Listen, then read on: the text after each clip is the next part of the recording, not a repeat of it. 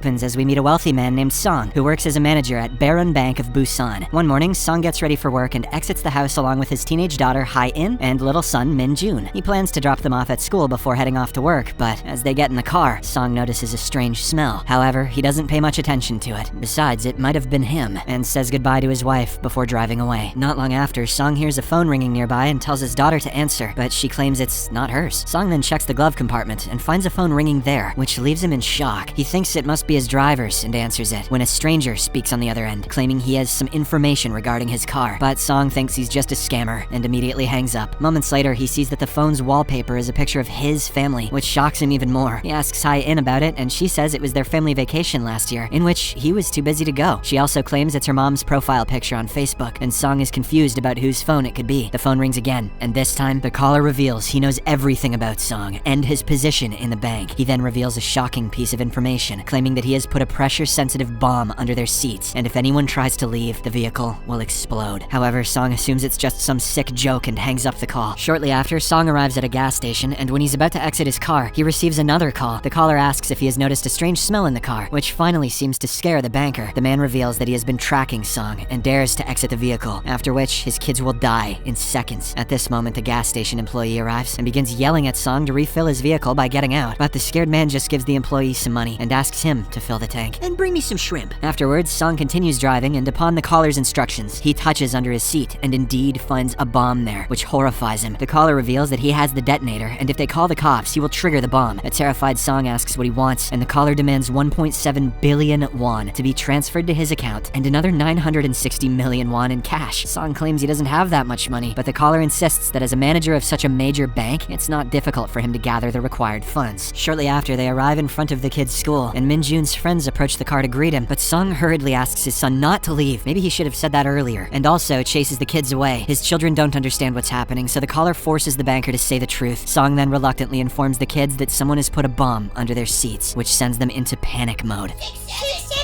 Not long after, Sung gets a call from his colleague, who is very frantic and scared. It turns out he has also received a call from the stranger, who has put a bomb under his car and is demanding money. Sung thus asks for his location and soon manages to reach there and meets his colleague. He notices that his colleague's wife is also in the car, but she's trying to leave because it's a very important day for her. She doesn't believe the bomb threats, so Sung talks to her calmly and asks her to stay still for now, to which she reluctantly agrees. In the meantime, a man approaches and yells at Sung because he is blocking the road. The banker apologizes and proceeds to drive away to find a place to park. At the same time, his colleague's wife is tired of waiting, so she gets out of the car. The vehicle then suddenly explodes, which instantly kills her and her husband. This horrifies everyone there, including Sung and his family, who finally realize that the threat is real. His children are traumatized, and to make matters worse, the explosion causes a piece of metal to pierce Min-jun's leg, causing him to bleed profusely. Min-jun begins screaming in pain, throwing Sung into a state of sheer panic. The caller demands the money once again, and seeing his son in such a dire condition, Sung reluctantly agrees to pay. He pleads that he must take his son to the hospital first, but the caller claims that he doesn't care about the boy's life. To make matters worse, the caller raises his demand, insisting that Sung also has to pay for his deceased co-worker's share. Upon hearing this, the banker argues that withdrawing such a large sum would raise suspicions at the bank, but the caller reveals that he already knows how much money Sung has in his offshore account. Afterwards, Sung calls his subordinate and tells him he has discovered a new investment opportunity. He asks the subordinate to immediately persuade their VIP clients to invest for competitive interest rates. His subordinate complies and contacts some clients, but even so, the funds collected remain insufficient to meet the caller's demands. A desperate Sung asks his subordinate to send a list of VIPs so he can talk to them personally. Later, Sung speaks with their most important client and tries to convince her that there is a once-in-a-lifetime investment opportunity. The woman is intrigued and says that they have just sold a piece of land as well, but before making any decision, she needs to consult her husband. Sung begins to insist that it has to be done immediately, but the woman feels uneasy about this and refuses to make any decision immediately. Next, the caller insists that they will start with cash first and instructs Sung to call his wife and have her deliver the money. With no other choice, Sung immediately calls his wife and asks her to withdraw all the money from the bank and deliver it to a location. She is shocked by this and also hears her son crying in the background, which worries her, but Sung insists that everything is fine, and even Ha-in assures their mom that they're okay. The suspicious woman says she will tell the cops, but Sung strongly advises her not to do so. He then pleads with his wife to do as he says, to which she finally agrees. Meanwhile, at the police station, some officers are investigating the explosion that occurred earlier. They watch CCTV footage and recognize Sung, who was talking to his coworker before the incident, and it seems like they were arguing. They also notice Sung moving away right before the explosion explosion, which suggests that he knew about it beforehand. They thus assume Sung to be the culprit, believing that he must have killed his coworker due to some business rivalry, which is a stretch considering they didn't exactly see him yeet a grenade in that footage. Not long after, Sung pulls up in front of the bank, where he notices his wife has also arrived, but she has brought a friend, which worries him. The wife heads inside to withdraw the money, while the friend tries to talk to Sung and knocks on his window, but the worried man gestures for her to stay away and drives off from there. After withdrawing the money, Sung asks his wife to place the bag in front of a mailbox, as per the caller's instructions. She complies, but soon says that a tall man is approaching her and staring creepily. Sung immediately drives there and tells his wife to leave right away. However, when he arrives, the police have already arrested the man with the help of his wife. Upon seeing this, Sung sighs in relief that he and his family are finally safe. But to his horror, the caller is still on the phone and tells him they made a huge mistake by contacting the police. He then begins a countdown for an explosion, and both Sung and his kids brace themselves for the worst. But instead of the vehicle, the mailbox explodes in the middle of a crowded street. The street is engulfed in smoke, but fortunately, Sung's wife survives the blast and is able to communicate with him. Following this, a panicked Sung drives away from there, while the caller demands that he hand over the money at any cost. At the same time, the police watch another CCTV footage and notice that Sung was once again at the site of the explosion. They conclude that he must have something to do with the ongoing incidents and send a search party after him. Meanwhile, Sung calls his subordinate, but it turns out he didn't manage to collect enough money. Sung yells at him and informs the caller that he will transfer whatever he has and begs that the children be let go. However, the caller says he won't cooperate unless he receives every penny he demanded. To make matters worse, Min-jun has already lost a lot of blood. Oh shit, bud, I forgot about that. And is on the verge of passing out. Sung asks the caller to let his son go to the hospital first, but still, the man shows no mercy. Shortly after, Sung is approached by a police officer who asks him to get out of the car for a conversation, but the banker refuses and begins driving away at full speed while looking for a hospital. This forces the police to take drastic action, so they deploy several police cars and even helicopters to capture him. Following this, an intense chase ensues before the police and Sung, but they eventually manage to corner him with nowhere to go. An officer arrives and asks Sung to get out of the car, but he tells them that there's a bomb under the seats. Upon being forced by the caller, he even says that if they don't let him go, he will detonate the bomb along with his children, which shocks the officers. Not long after, an explosive team arrives, and the chief officer orders the snipers to shoot Sung the moment his children leave the car. A female officer approaches and pleads with Sung to release his kids, but the desperate man refuses and then shows the phone's on-call display. The officer understands the gravity of the situation and hands them some bottles of water with a walkie-talkie so they can hear everything. After the cops leave, Sung places the walkie-talkie near the phone and tries to speak with the caller, but no one responds on the other end. He then receives a text message from the caller instructing him to throw the walkie-talkie outside. The desperate man has no choice and throws it, while the officers watch in shock. Sung looks around and notices a crowd watching him, so he assumes the caller must be nearby. He honks the car horn, and he can hear it from the caller's end as well, confirming that the man is nearby. Moments later, Sung notices a man speaking on the phone in the crowd, but he can only watch helplessly and can't even alert the officers. The caller then tells him that if he had led an ordinary life, none of this would have happened. He asks Sung to recall his actions from 6 years ago when he was working at Berun Bank, but before he can say anything else, the call abruptly ends, as it turns out the police have blocked all signals in the area, preventing the caller from contacting Sung. Next, the officer asks for his phone, and Sung gives them his personal one instead of the one provided by the kidnapper. The bomb squad arrives to check the car and discovers that the bombs are only under the front seats, not the back. This means the kids are safe, and Min-jun is finally taken away to receive medical attention. However, when it comes to Hai-in, she is very reluctant to leave her father alone. The officers try to take her out, but Hai-in notices a sniper waiting to shoot her father in the distance, so she makes a daring decision and quickly rushes to the front seat, which means she can't leave either. Upon seeing this, her father becomes very emotional and asks why she did that and how she knows what a sniper rifle is, to which Hai-in responds that she couldn't leave him to die. Meanwhile, the female officer accuses the police chief of putting snipers in place and scaring the girl. However, the chief argues that Sung is the real culprit, as there are no call records on his phone with the stranger, contrary to his claim. Not long after, a young man named Jin-woo arrives, claiming to be Sung's brother and asking to speak with him. The police also allow it, as they think he might convince Sung to release his daughter. Soon, Jin-woo approaches Sung and then shockingly reveals that he is the caller. An enraged Sung grabs him, but Jin-woo threatens to trigger the bomb. He says he isn't afraid to die since he has nothing to lose and that they should all explode together. Upon hearing this, Sung panics and promises he will get all the money and begs the man to at least let his daughter go. Jin-woo surprisingly agrees and temporarily deactivates the bomb, allowing Hai-in to safely exit the vehicle. But then, in a shocking twist, he reveals that he has already triggered a time bomb with only 18 minutes left before it detonates. He declares that he is taking Hai-in with him, and if he doesn't receive the money by then, the girl will die. Following this, Jin-woo walks away with the girl, and the police do not intervene, assuming he is a family member. Meanwhile, a desperate Sung also drives away, pursued by a convoy of police cars. His wife, on the other hand, watches TV and is shocked to see a strange man, claiming to be Sung's brother. She immediately informs the police that the man isn't really his brother, but by then, it's too late, as Jin-woo has already disappeared from their sight. Shortly after, Sung calls his superior and pleads with him to lend the money, claiming it's a matter of life or death, but the man coldly refuses, saying that since Sung took a large sum of money from clients clients without permission, the bank will file a fraud case against him. This leaves Sung feeling hopeless, so he calls his wife and asks her to wire transfer money from all his accounts to the callers. Jin-woo then calls Sung and instructs him to come to a specific dock, which reminds Sung of his actions from 6 years ago. Through a flashback, it is revealed that 6 years ago, Sung worked as a regular employee at Baron Bank. The bank had used deceptive marketing tactics to convince some chemical factory workers to invest in their company. When the market suddenly crashed, many investors lost their life savings, including a poor pregnant woman who had invested everything she owned. However, instead of helping, Sung destroyed the evidence and covered up the bank's misconduct. For his role in hiding the fraud, his superiors rewarded him with a promotion to branch manager. The desperate pregnant woman then pleaded with Sung and asked for his advice to at least recover her principal investment, but the greedy man ignored her. It turns out the pregnant woman was none other than Jin-woo's wife, and now he has come to exact revenge for his family. In the present, Jin-woo is driving with Hai-in when he receives a call from someone saying that billions of won have been deposited into their accounts. Jin-woo claims it's because he filed a lawsuit against the fraudulent bank and won, and now it's time for all the victims to start a new life. Shortly after, Song arrives at the dock near the same chemical factory, where there are many protest signs blaming the bank. He then finds his daughter, tied up and scared, in another vehicle. Song apologizes to her, saying that he has done many horrible things in his life, blinded by greed, and now he is paying for them. Meanwhile, Jin-woo arrives and sits in the front seat with Song. The banker apologizes for everything that happened and promises to fight for all the victims, but Jin-woo refuses and reveals how he and his wife had filed a lawsuit against Baroon Bank. To pursue the case, they had to take a loan from another bank, which trapped them in a cycle of financial debt. His wife eventually took her own life, along with their unborn child, and that was the moment he lost everything. Next, Jin-woo asks Song to drive the car into the water so it won't explode near his daughter. Song reluctantly agrees and drives into the sea, but the car is submerged before the bomb can detonate. Jin-woo loses consciousness, and Song tries to help him get out, but is unsuccessful. Soon, the bomb explodes, but Song manages to escape the blast and is rescued by the police. He then asks the officers about Jin-woo, but it turns out the man tragically passed away. After this incident, Song decides to turn his life around and fight for the innocent victims. He goes public and confesses all of the fraudulent actions that he and the bank were involved in. He admits that he had destroyed the original evidence, but his testimony is enough to bring the culprits to justice. In the final scene, Song is driving when he receives a call from his superior, who begs him not to go through with it and even offers to reinstate his job. However, Song hangs up, making it clear that he will not stop until justice has been served.